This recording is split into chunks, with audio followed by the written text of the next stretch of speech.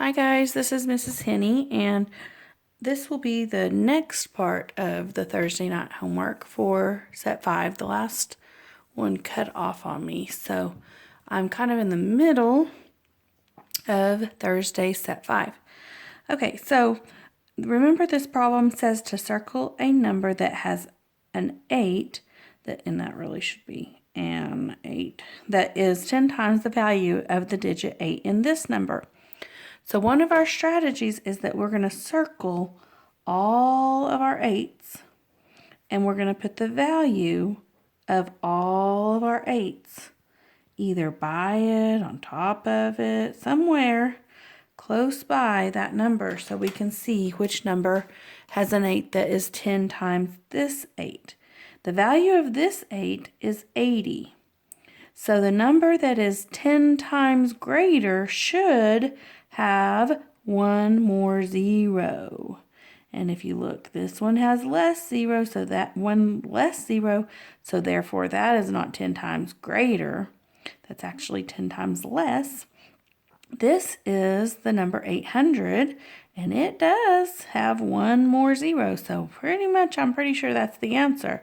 Let's see what this one is. This one has 2 more 0s, so that means it's actually got 3 more 0s, so it's 1,000 times, and we definitely aren't going to go there right now. So we're just going to look at this number here, and we're going from the value of 80 to the value of 800, and that's 10 times the value. Okay, for the next problem, we kind of have to look back at the problem from yesterday, and it told us about Bailey and her cookies. Well, this time we're going to use that same info, but we have a different question, and it says, how many more sugar cookies did Bailey bring than chocolate chip cookies? Well, when we say how many more, that means we are comparing. So we're going to say we're going to compare. That's what we do not know. We do not know the difference. So we're going to compare the difference of sugar cookies to chocolate chip cookies. And so when we are comparing, we're comparing two unequal groups. Our thinking pattern is CUG, and CUG tells us to subtract. And so when we're comparing also in our strip diagram, we're going to put the group that is the greater number in the total box and the number that is less over here. So let's look back at yesterday's problem, and it said there were 124 chocolate chip and 187 sugar. So we're going to put the 187 sugar here and the 124 here, and then the difference is the unknown quantity, which is right there. That's what we don't know. Okay, so we're going to subtract our greater number that goes on top from our number that is less, and that goes on bottom. And we're just going to subtract those. So 7 minus 4 is 3. 8 minus 2 is 6. 1 minus 1 is 0. So there are 63 more sugar cookies. And that's our answer. All right. Okay, down here to the area problem. Area means the number of square units it takes to cover an area, basically. So let's pretend like this is a floor, and we have this many tiles on the length and this many tiles on the width. So this is going to be, I'm going to just go ahead and count them. 1, 2, 3, 4, 5, 6 is our length. So we're going to say 6 times, and then here we've got, and we're going to count that one again. 1, 2, 3, 4, 5 is our width. And so the area is 6 times 5. Now there's a lot of different ways we could do that.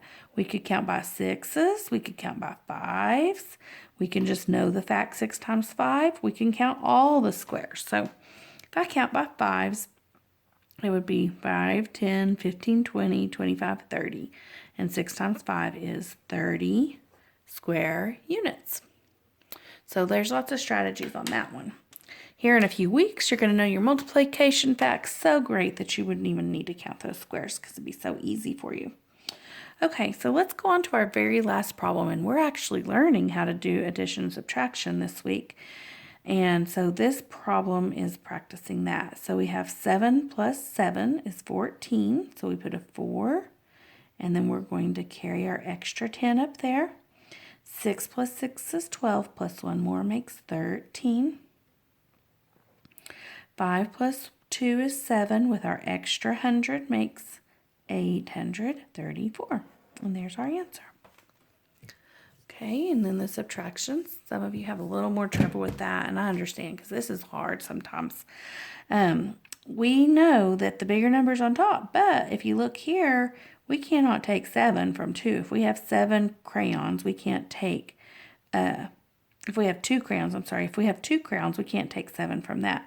So we go next door to borrow an extra 10, or regroup really is what we're doing. We're regrouping.